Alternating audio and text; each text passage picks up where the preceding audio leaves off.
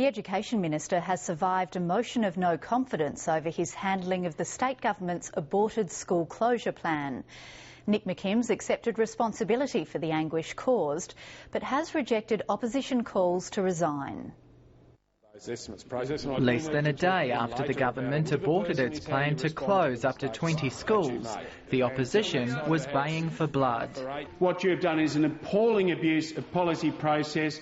Minister, who will take responsibility for the distress and pain inflicted on these Tasmanian communities? Is it you? I accept full responsibility for it. There's only one thing that should happen, and that is that you should resign.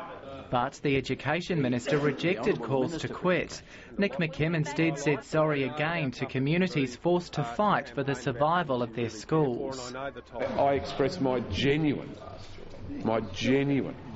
apology for the hurt and the pain caused. But he hasn't ruled out doing it again, and he remains the Minister for closing schools. That's what he is.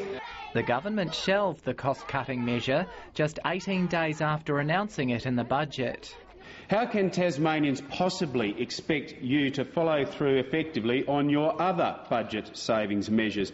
It is absolutely imperative that we do not lose sight of the importance of keeping on track with the state budget. Millions of dollars worth of cuts will now be made to other areas of the education budget, including literacy programs.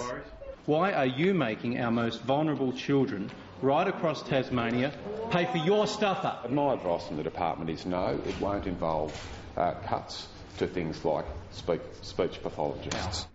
That's a claim disputed by the public sector union, which says autism support, speech pathologists and special education services will all be affected.